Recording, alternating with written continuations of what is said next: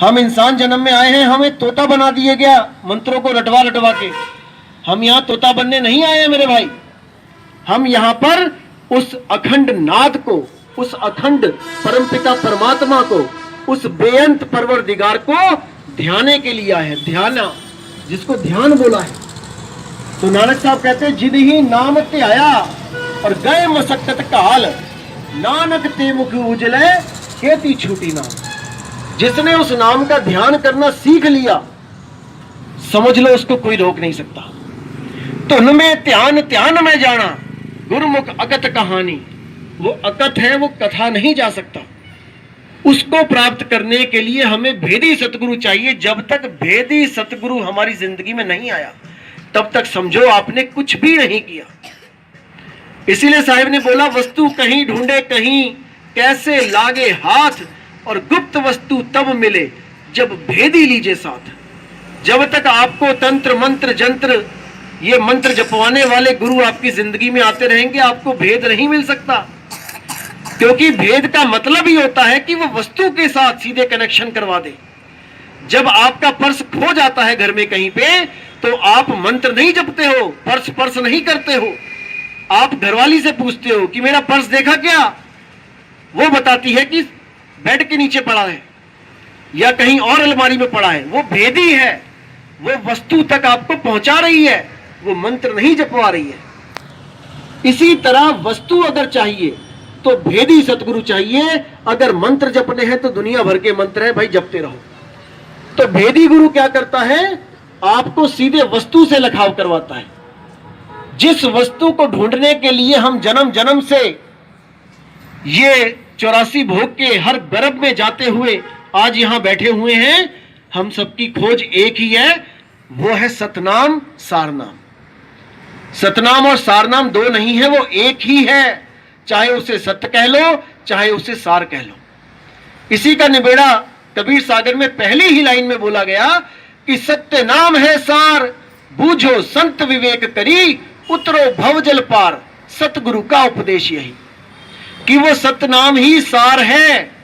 अगर कोई ये कहे कि सतनाम और सारनाम अलग अलग है, तो उसको अभी पता ही नहीं कि सतनाम है क्या चीज। जैसे जल वाटर पानी नीर तोए, ये कहने में 5 हैं, लेकिन ये एक ही है।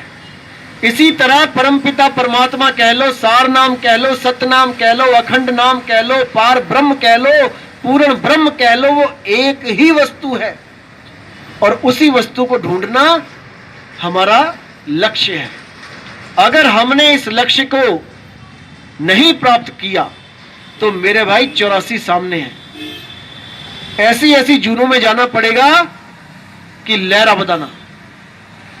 उसी 84 को काटने के लिए हम गुरु धारण करते हैं। क्योंकि बंदी छोड़ में क्या बोला है?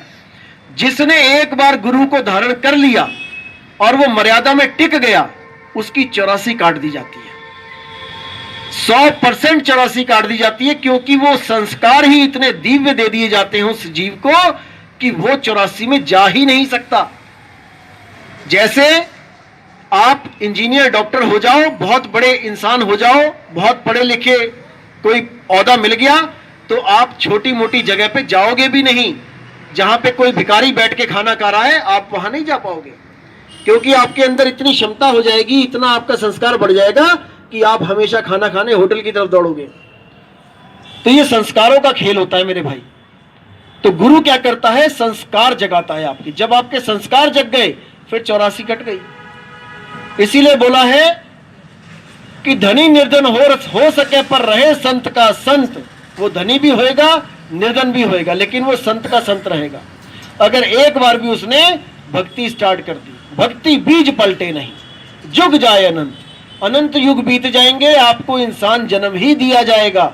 अगर आपने भक्ति स्टार्ट कर दी तो, अगर सत भक्ति में आप आ गए तो समझ लो आपकी 84 खत्म।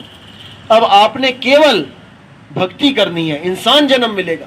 इतना बड़ा सुख है सत भक्ति में। लेकिन कोई कहे कि देवी देवताओं के नाम जप के आपकी 84 कट जाएगी, तो नहीं। अरे वो तो खुद 84 में आ रहे हैं। उनके अवतार देखोगे, सूअर का भी अवतार है, मछली का भी अवतार है, कछुए का भी अवतार है। वो तो खुद 84 में जा रहे हैं। उनके नाम जाप करके आप कैसे 84 कटेगी? नहीं कटेगी। 84 काटने के लिए कर्ता पुरुष, सत करतार, सत नाम, उस बंदी छोड़ का नाम लेना पड़ेगा भाई, तब बात बनेगी। अन्यथा कुछ नहीं होने वाला, कुछ भी नहीं होने वाला। तो अब समय आ रहा है धीरे धीरे कि वो सत्य का प्रचार हो, वो डंका बजे बंदी छोड़ का, और उसके लिए हम पूरी तैयारी भी कर रहे हैं, जीवों को जगा भी रहे हैं, और आप लोग भी कितनी मेहनत कर रहे हैं, प्रचार भी कर रहे हैं, सब कुछ कर रहे हैं। लेकिन सब कुछ करते हुए एक लक्ष्य हमेशा रखना है कि पहले आपने तैरना है, दूसरे को बाद में बचाना है। दूसरे को बचाने के चक्कर में ये ना हो कि आप तैरना छोड़ दो, सीखना छोड़ दो और बचाने में ही रह जाओ, तो डूब जाओगे।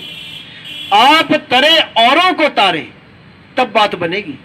तो गुरु ने जो नाम दिया है, सबसे पहले वो आपने सिमरन खुद करना है। जब आपको उसका अनुभव हो जाएगा, उसके बाद आप जगाओ, फिर जोत से जोत जितनी मर्जी जगाओ, लेकिन अपने लिए समय जरूर निकालो। प्रचार में कोई, मैं ये नहीं कह रहा ना करो, अच्छी बातें करो, जीवों को जगाओ, लेकिन पहले खुद भी तो जागो। तो यही हमें कमी रह जाती है कि हम दूसरों को जगाने में लग जाते हैं लेकिन खुद नहीं जागते, यही कमी है। तो सबसे पहले अपना कल्याण करो, फिर सारे समाज का कल्याण करो, सारे देश का कल्याण करो, पूरी सृष्टि का कल्याण करो। ये आप ही कर सकते हो और कोई नहीं कर सकता। एक जीव ही जीव का सहारा है। आत्मानो आत्मेदि प्रतीत, साफ बोल दिया है। तो आप सब कुछ करो, लेकिन अपनी भक्ति भी जरूर करो, और सत भक्ति करो, पूरे दृढ़ विश्वास के साथ करो। क्योंकि ये अधूरे गुरुओं के जो शिष्य हैं, ये देखो आपको पूरा भ्रमित करने की कोशिश करेंगे, क्योंकि ज्ञान तो इन्होंने भी समझ लिया है, ऐसी बात नहीं कि नहीं समझ पाए हैं।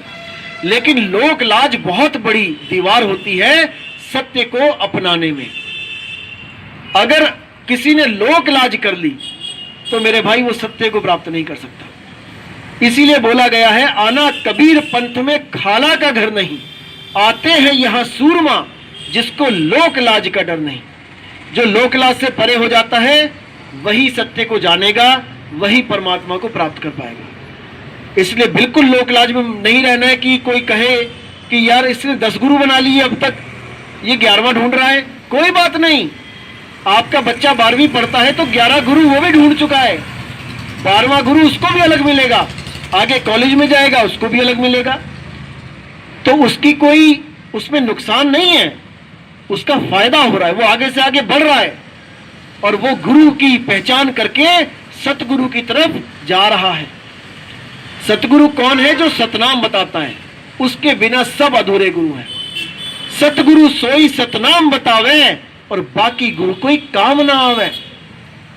वो सतनाम बताने वाला ही गुरु सतगुरु है। बस आपने उसकी परख करनी है कि वो सतनाम कह किसको रहा है, कि किसी मंत्र को सतनाम कह रहा है, या किसी श्वासों के जाप को सतनाम कह रहा है, या शरीर के अंदर जो अनहद नाद चल रही है उसको सतनाम कह रहा है, किसको कह रहा है। अगर इन तीनों को कह रहा है उसको त्याग देना चाहिए। साहिब कहते हैं, जाप मरे अजपा मरे अनहद भी मर जाए। ये तीनों को खत्म कर दिया। अगर सतनाम इन तीनों में है तो वो मर गया, वो सतनाम नहीं है। जाप मरे अजपा मरे अनहद भी मर जाए, सुरत समाये शब्द में और वाको काल न खाए। जब वो सुरत उस अखंड नाद में, अखंड शब्द को जब वो अनुभव करेगी, वो उसमें सदा सदा के लिए रम जाएगी।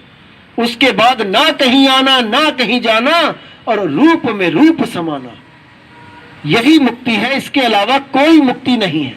अगर कोई कहे कि सतलोक चला जाऊंगा, वहां पे खाना भी है, पीना भी है, वहां पे और भी काम करने हैं, तो कर्म के अधीन यहां हो, कर्म के अधीन वहां हो, क्या फर्क रहा फिर? भाई परमात्मा अकर्ता है, आत्मा भी अकर्ता है, लेकिन वो अपने आप को जान नहीं रही है, इसलिए वो कर्ता बन बैठी है। और जब तक वो करता है, जब तक वो बंधन में है। जब तक वो कर्ता समझती है खुद को, तो वो भोगता भी है, क्योंकि जो करोगे सो भोगना भी पड़ेगा।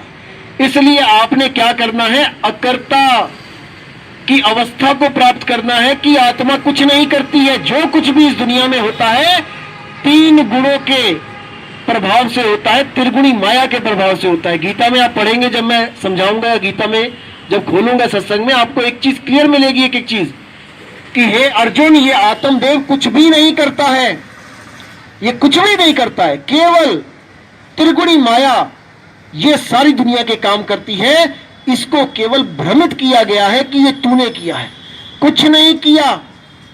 आप कुछ कर ही नहीं सकते, आप तो सूरत रूप हो, आपके तो हाथ पैर भी नहीं है, ये हाथ पैर तो शरीर के हैं। तो ये शरीर कौन है? यही त्रिगुणी माया निरंजन का रूप है, और ये सारी दुनिया को इसी में उलझा के रखा हुआ है। तो इसी से पार होने के लिए बंदी छोड़ रास्ता बताते हैं कि कैसे यहां से निकलना है, और उसके निकलने का एक ही तरीका है, वो है आत्मज्ञान। इसीलिए साहिब ने बोला, आत्मज्ञान बिना नर भटके, कभी मथुरा कभी काशी, और जर में मील प्यासी, मुझे देखते आवे हंसी। सबसे पहले आपको आत्मज्ञान प्राप्त करना होगा। आत्मज्ञान प्राप्त करते ही आपको परमात्म ज्ञान ऑटोमेटिकली हो जाएगा। जैसे मैं